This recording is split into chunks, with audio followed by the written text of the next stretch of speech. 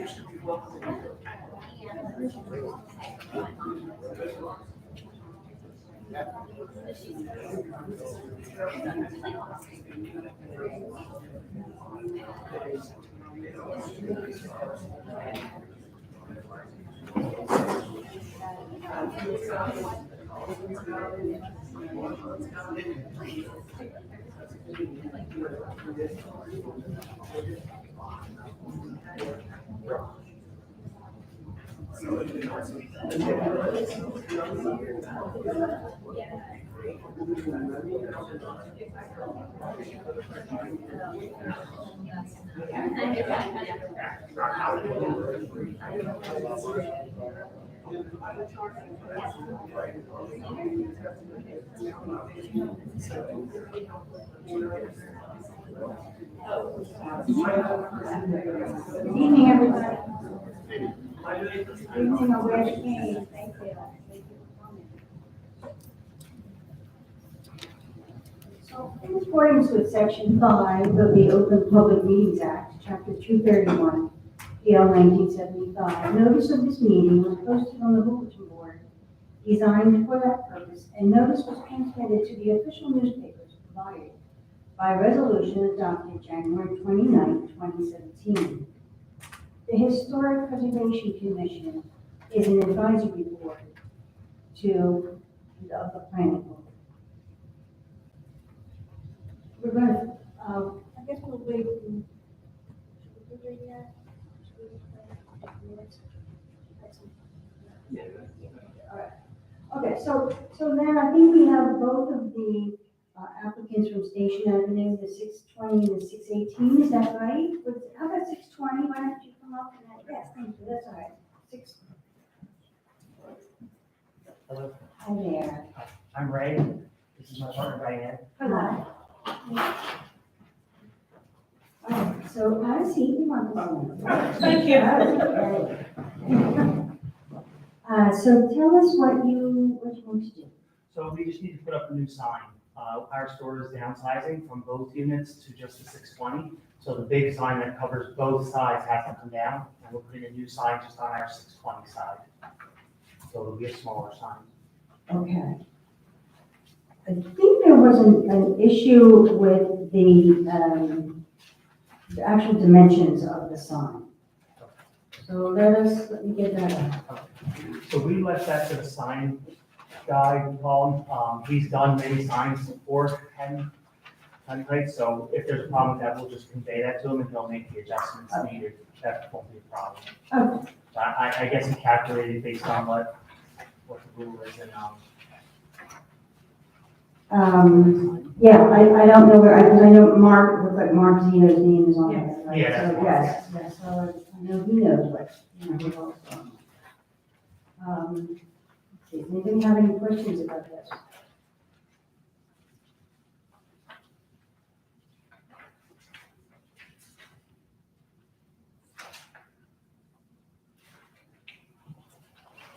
Do you have the actual dimensions there of what you want it to be?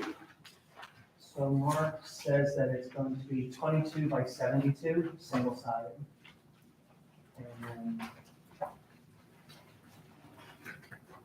I guess the question really was the letter height on the sign. He put 7.5 inches, but I think it was marked as supposed to be 6 inches. So we'll just have him make that adjustment. Yes. Yes, that would be right. I'm sorry, tell me again the height, and what about the actual lettering? 22 by 72 is the sign size, and the lettering would be 7.5 inches for the main name, and then the sub florist and gifts would be 4 inches, which fits in, and the phone number would be 3 inches. So that's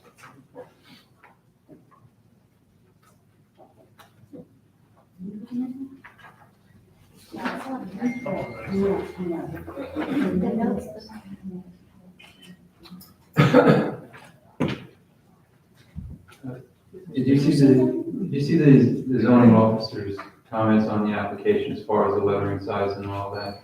About the lettering size, yes, and we spoke to Mark, and again, he said he would make that adjustment. It's your intention to comply with those lettering? The only question was the actual style of the lettering. We have marketing and advertising going on, and so really, I guess, was the question. Are we? The sans serif font or whatever it is. I'm sorry? The serif font. The serif font. Yeah, outside of that though. Outside of that, yeah, we'll comply with the lettering size and. Yeah, it doesn't, I mean, just so you're aware, I mean, we'll consider, I'm only asking because depending upon what the committee ultimately decides, they might approve your application as submitted, but if you are inconsistent with the borough's code for sign lettering, you'd have to go to the planning board for variance. So it's up to you as to whether you want to do that. I mean, we're not going to say you have to comply with the lettering size on your own. If you don't comply with what the zoning officer is saying, you're just going to have to go for variance. Well, I guess we'll make a change then if that's what the board is telling us we need to do, because not like. I'm not talking about the font. Oh, okay. Just more the size. Oh, the size, absolutely, we'll comply with the size, yes, not a problem. Mark will make that adjustment for us, and we can resubmit that proposal from him.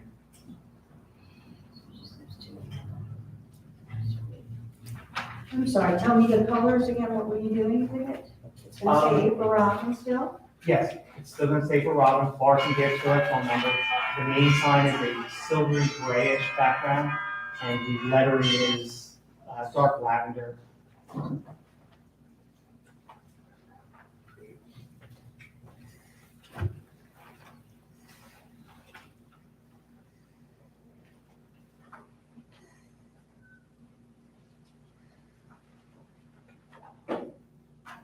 And the flower graphics that you have on there, they need to be a little smaller also. I'll do, okay. Oh, yeah, 7.5, I see that. I will make that adjustment as well. You said you had other marketing stuff, so this is like your logo. Yeah, it's our logo. See, we have printed shirts, we have printed media with 2 of the local funeral homes already, and an advertising book, and our website will have that, and our van will get wrapped in that. All kinds of good stuff.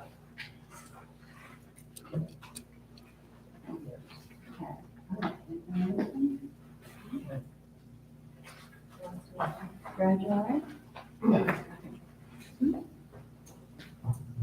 Yes. I'll make a motion to accept the application as it stands under the assumption that you comply with the notes regarding the letter sizes. I'll second. All right, it's been moved and seconded. All those in favor, say aye. Aye.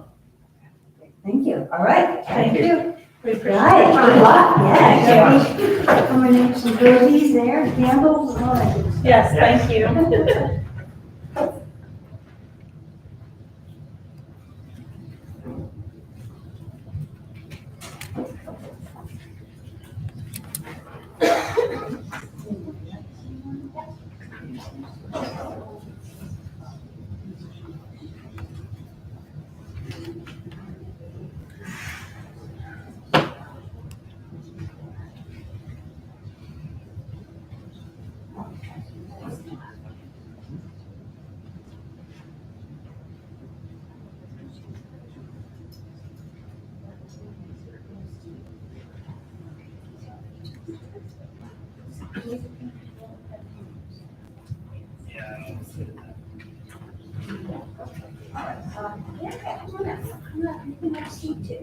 Good. Hi there, how are you?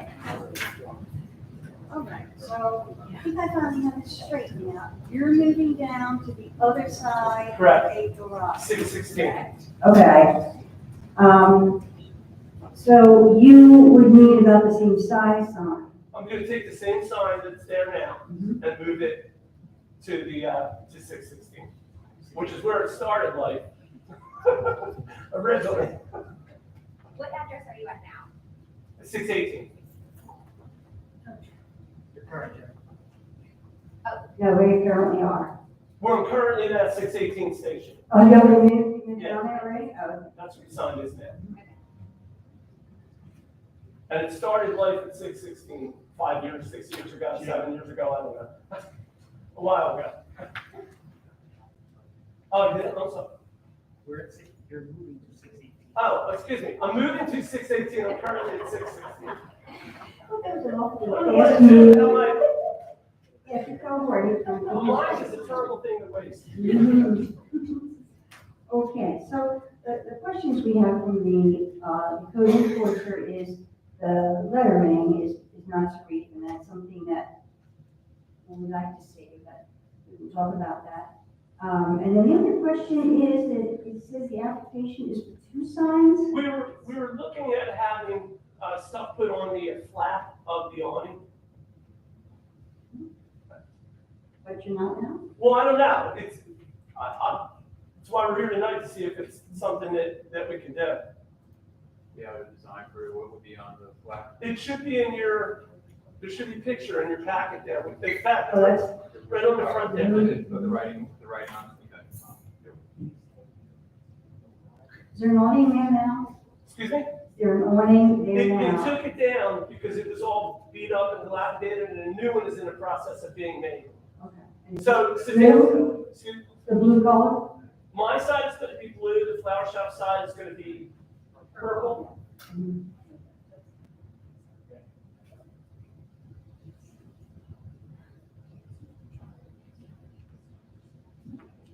He told us that would be about 8 weeks before that was done.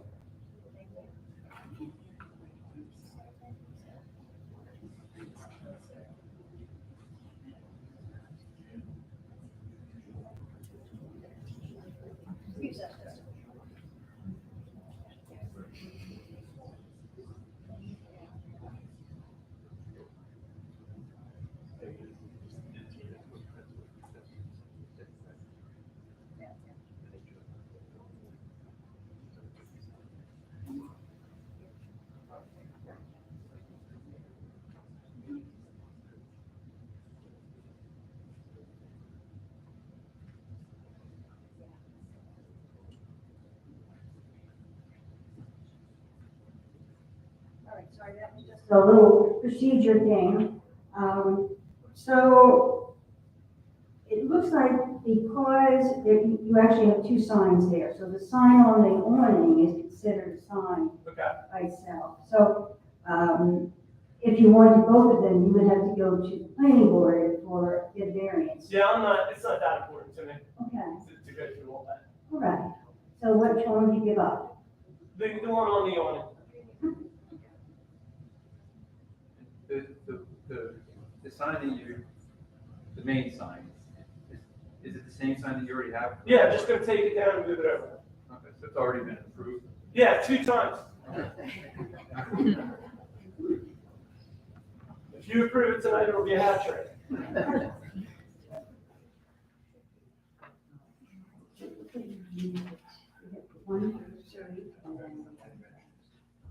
That's the sign in the picture, right there. Did you ever have to go to planning board for the sign? The one you have? No. Okay. The planning board meeting you, I'm sorry? meaning you guys? I went in front of you guys 2 times already for that No, sign. not historic. Oh, no, not past here. Okay. It's always been approved here and then, you know.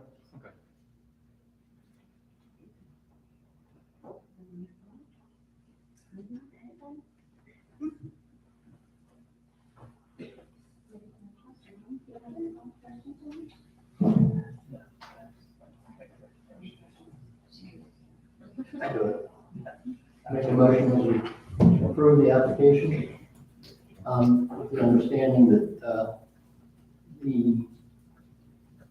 there will only be one sign, the main sign on the facade, and not one on the awning. Okay.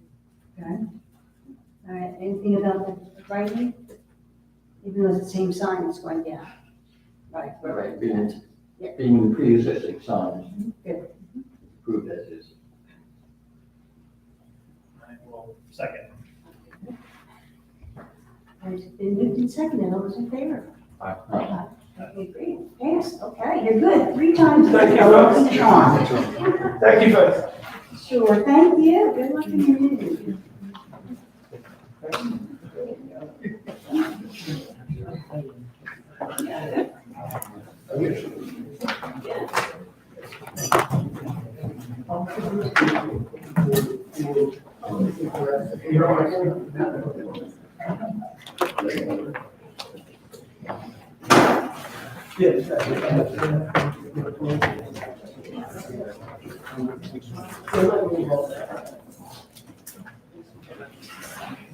Got someone testing before us. Okay. Do you guys want this then? All right, no problem. Good luck.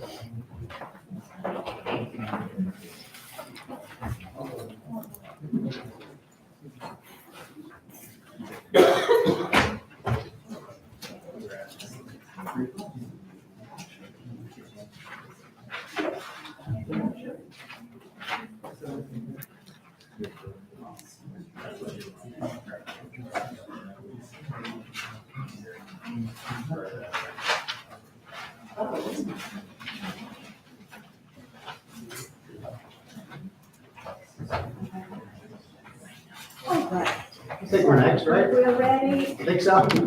We're the one with all the paperwork. Yeah, I know, I'll get you. Mike Could you McElhatton. tell us your name and who you represent? Mike McElhatton, I represent the applicant, 18 White Horse Pike. For ease of reference going forward, I think we can kind of divide ourselves into the St. Mary's representatives who are here and Stanfield, who's the purchaser. the proposed purchaser of the project.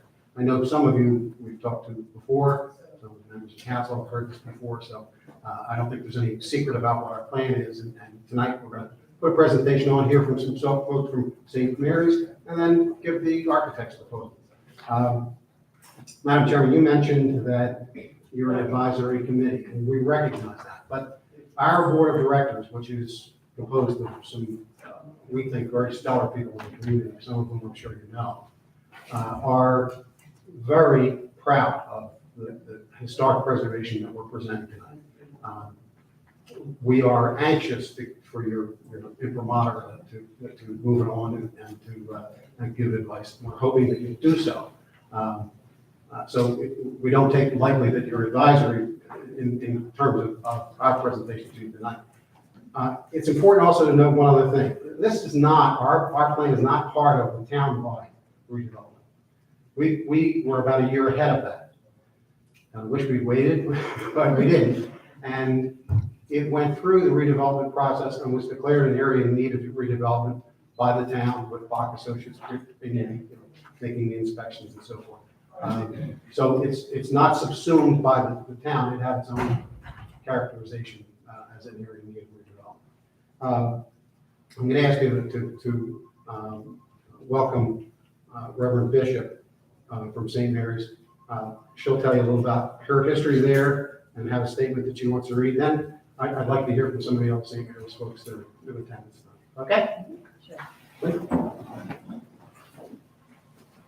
This is Jen Bishop. Hi, Reverend Bishop. I'm Jen Bishop. I began at St. Mary's as the priest in charge back in 2017. And right at that time, we had to come to terms with the reality that we were really in a time of transformation.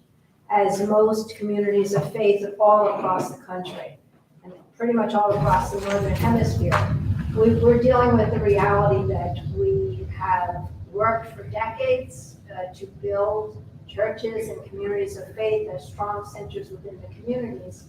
And we no longer have the membership that we once had, and the buildings are getting older, a lot older for ours at St. Mary's. So I've come back tonight. I'm not currently at St. Mary's, but the clergy administrator there was Archdeacon Lynn Johnson, could not be here. And I was very much working with Mike, and it was before the planning board in the initial phases back in 2019, I guess, or early 19. So I do appreciate your time here tonight. The reality is that St. Mary's has got a very strong heartbeat of faith. And it's well over 100 years old now. We started in the 1900s, early 1900s. The first buildings were complete in 1910, between 1910 and 1913. As what happens with communities of faith is they get planted, they grow, they come to a time of stability, and then they meet challenges. And with those challenges, sometimes they have to contract. Through most of the last century, churches, and St. Mary's in particular, really flourished and really grew. It became a center for scouts, it became a center for the school, it had the St. Mary's School for decades. And as all of that contracted, we ended up with a membership that was not capable of supporting a very massive and very aging building. We really hoped we would never have to let it go. We just kept thinking, we can do this, we can make this happen. But the reality is far from that. And we really came to terms with that. And we began looking for how do we preserve what's really our heritage. We are an Episcopal community. We are part of the Anglican community all across the world.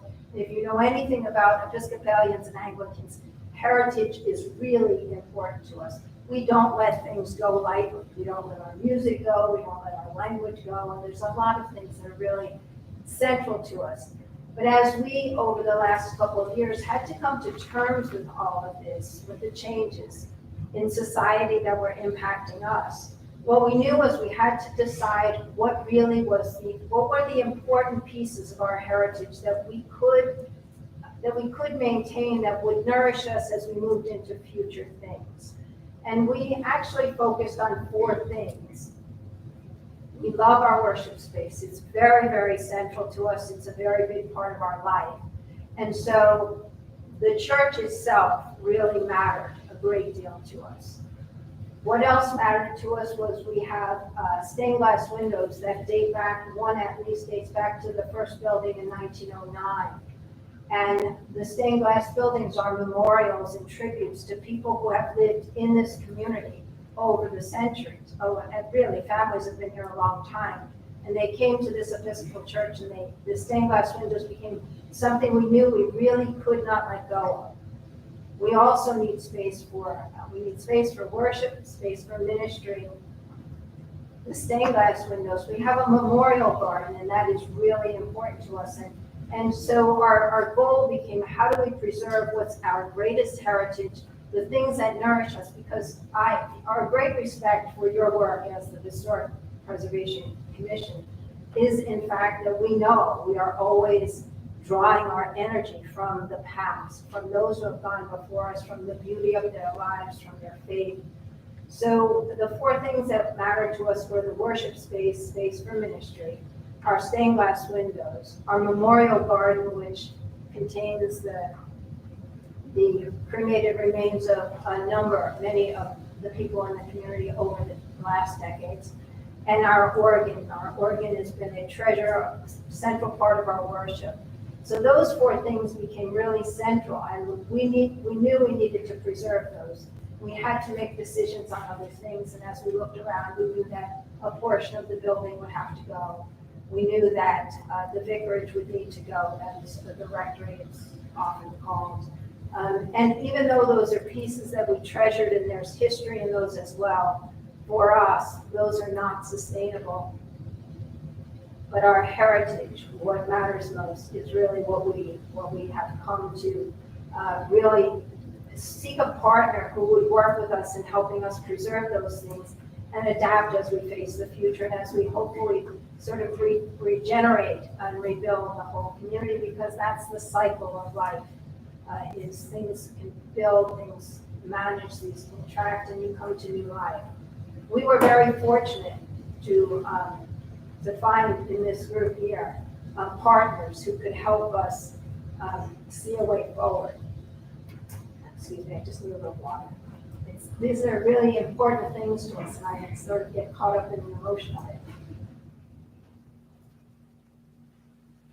So we were really very fortunate we resisted, actually, truth be told, we resisted for a good while, acknowledging that we needed a partner. And then when we found a partner, we were very grateful to find a partner who could help us preserve what mattered to us and would also enter into an agreement that would allow us to continue to use space. And we have an agreement on that, and continue the use of the memorial garden and all that goes with it.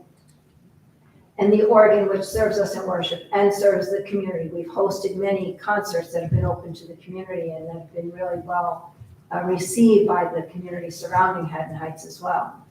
But when we look around, we don't want our spaces, the buildings that we actually have to let go of, and the spaces that have been so sacred to us, to simply disappear and dissolve. They need to feed new ministries and new life.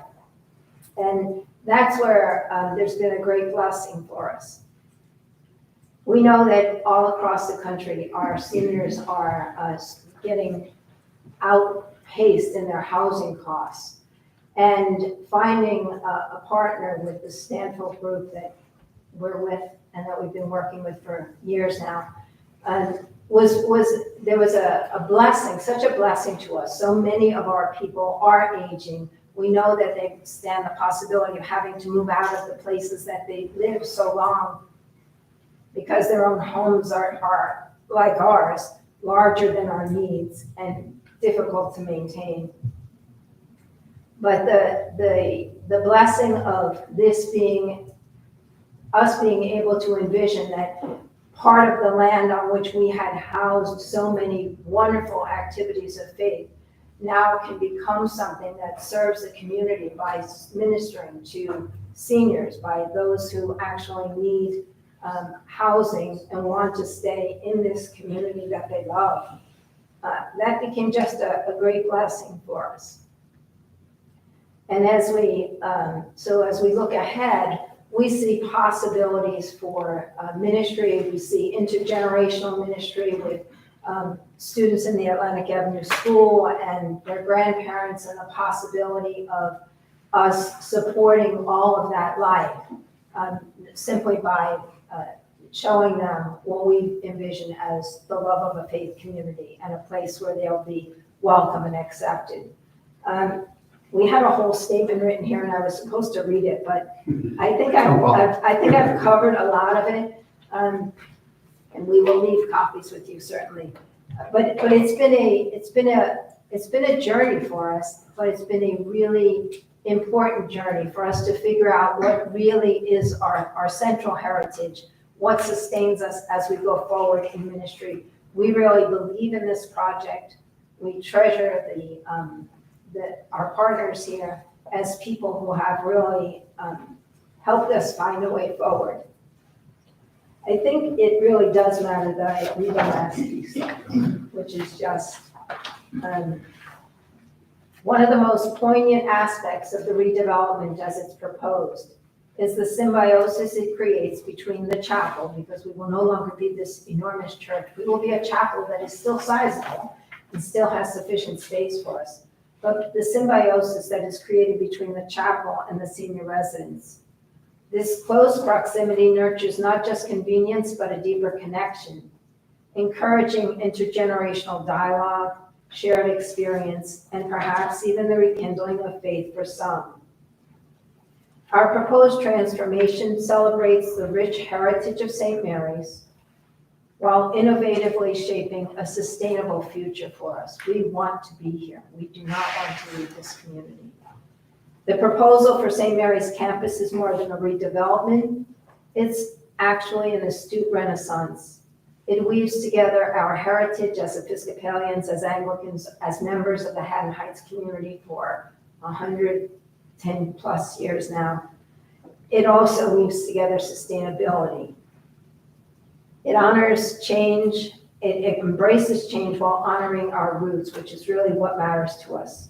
It sets us on a new chapter, and it ensures for us that the hallowed grounds that are both our worship space, our ministry space, our stained glass windows, our organ, and our memorial garden will continue to be a sanctuary for the soul and and a catalyst for the community, and tying us together in bonds with this community for years to come. Thank you. Thank you, Jen. You'll be delighted to know that that takes about 2 pages of argument off my table, and you don't have to hear me. No particular order. Some of the other St. Mary's representatives will come up. I think Pat. I'm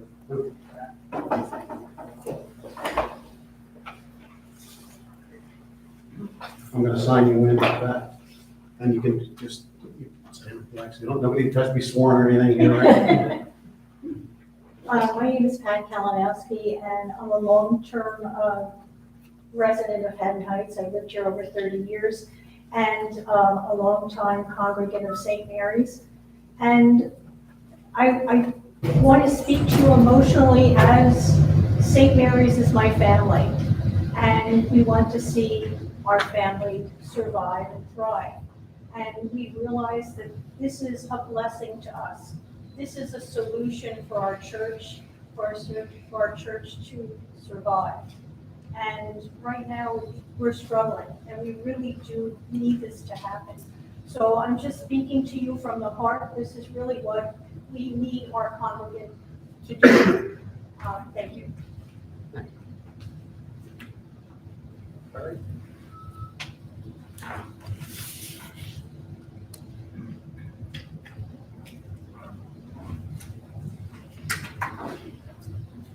Yes, good evening. My name is Perry Ruffolo. I live in Haddon Township, but I have been a member of St. Mary's since the mid-1990s. I raised my family here with our children, and I remember, as Genevieve had said, that we used to have 3 services with several hundred members in the parish itself. And unfortunately, through time, that has dwindled down to a point where we no longer can survive with just the limited numbers that we have. But specifically, as part of our heritage, the Memorial Garden, I remember when that garden was just a patch of lawn, it was grass. And we put together our plans to develop that into a memorial garden, bought the shrubs. We have a nice cross that's sitting there, benches, so that people can come in and sit and be with their loved ones. And it is especially important to me because a year and a half ago, I put my wife in the memorial garden as she passed away from a long-term illness. So that is very important to me that this community keep on moving forward with the help of Stanfield Towers. Our congregation in Stanfield Towers goes back a long way. We had a cooperative working partnership where parishioners would go to the towers to help with the elderly people living there as part of holiday festivals and services. And some of the members of the Stanfield board were also parishioners at St. Mary's. So there is a long-term connection in that way. And so I would hope that there could be an understanding as to why we want to and need to have this redevelopment done so that we can continue to grow, hopefully, even though it's a smaller parish, and maintain our presence here in Haddon Heights. Thank you.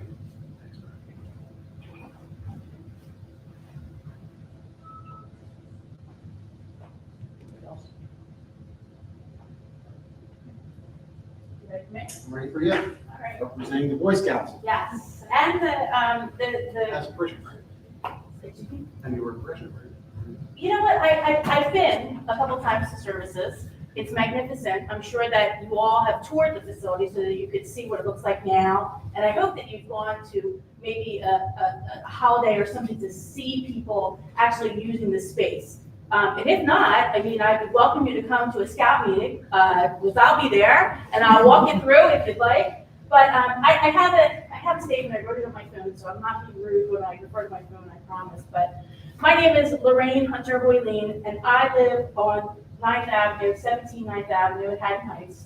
I've been here for 21 years, and my role is the committee chair for Scouting USA for Troop 67. We have a girls troop and we have a boys troop, and we have about 45 kids and 25 adults. We don't all show up at the same time for our meeting space at St. Mary's, but St. Mary's has been our sponsor for more than 30 years. They have never wavered. They have supported us.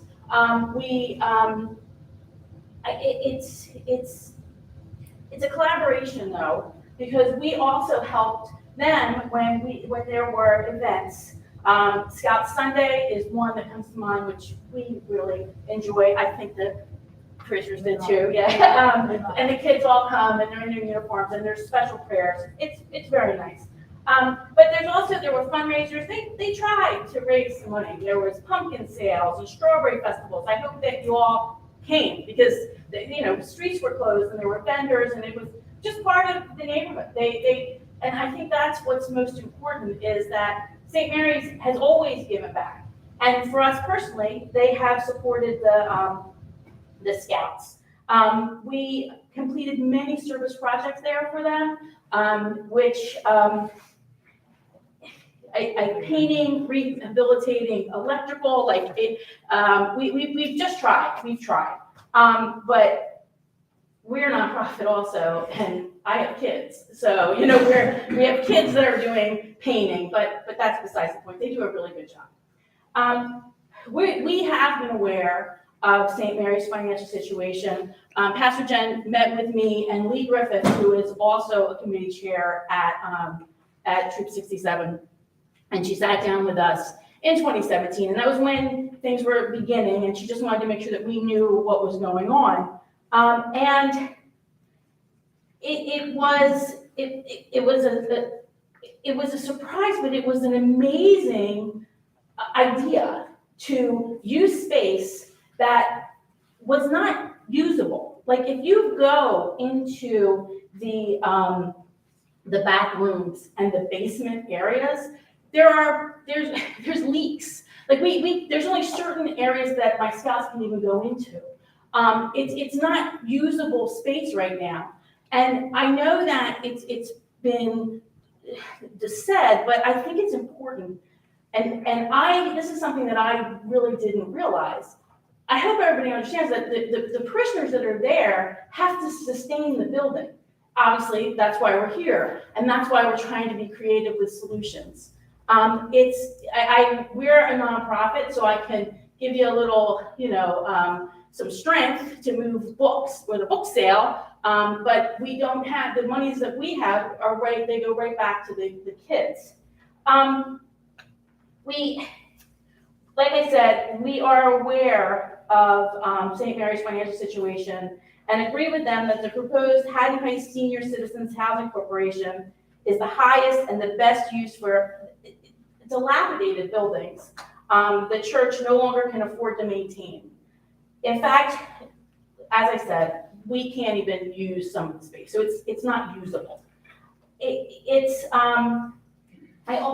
My kids went to Atlantic. I have 3 boys, and I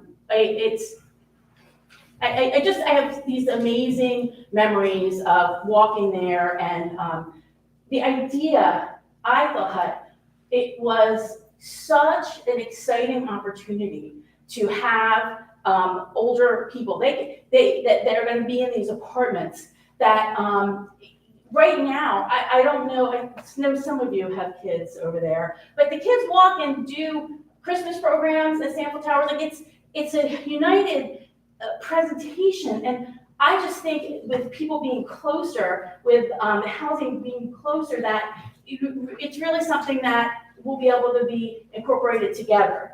I know that you all have the dimensions of the project, and I know that it's going to sit back so that there's still going to be places for the kids to pick up their siblings and stuff like that. But I just think that we shouldn't minimize the great role that the new residents will have to be a part of the Atlantic Avenue community. I think that can't be minimized.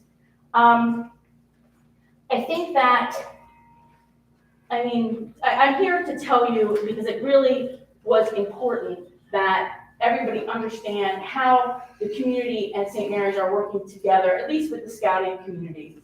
And in summary, the plan proposed today to us is the only way to preserve the beautiful worship space on the property. And it would be a shame to just have the short-sightedness and the community risk to lose it all. Because that's what we're talking about. If we can't come up with some kind of a solution, that's the other side. We're to a point where they need to have a plan. I just think that it's important to remember the big picture. And if the space is vacated or it's torn down, it just would be a real travesty. And all that history, all that magnificent brickwork and the stained glass windows, it just would, we wouldn't be able to have it at all. So thank you for hearing me. I appreciate it, and we are very thankful for the St. Mary's support. These are all mission Thank you. committee members from St. Mary's. My name is Alan Patiska. I'm a senior warden at St. Mary's, so bear with me. I'm not the best person to stand in front of a whole bunch of people, considering what I do for a living. I came to an unusual thought process here, and I'm using something in terms of what is heritage. I know that we look at things, and one of the interesting things, and I used my phone as she did, heritage is our legacy from the past, what we live with today, and what we pass on to future generations. The idea of providing housing is what we're going to pass on to future generations. The idea of preserving, particularly stained glass windows, the organ, the garden. Those are the things that we maintain culturally today. But we're also going to pass those on to generations. And I think that's the biggest thing to me is that we're looking at heritage. Heritage is the passage on to generations. It's not just what has happened, but it's also what we're looking to do in the future. So from St. Mary's standpoint, having the ability to provide from our standpoint of having the property, and we're all getting older. There's no doubt that any of us aren't going to be there one day. We need help. We all need help. Everyone needs help in this country already at this point. So my point is that you just can't stop this from happening because it is progress as well. But it is also another form of heritage. And we need this to work for St. Mary's and for this community.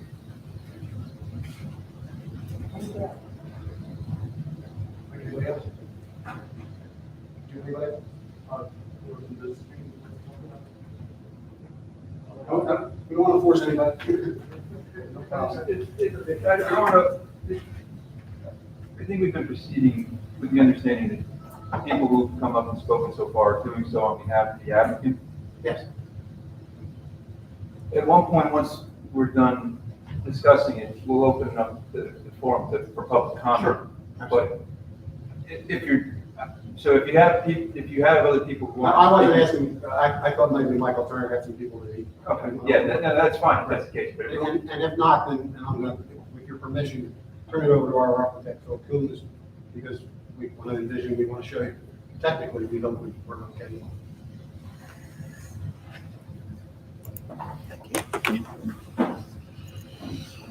Phil and his associate Martino, I'm going to get out of the way.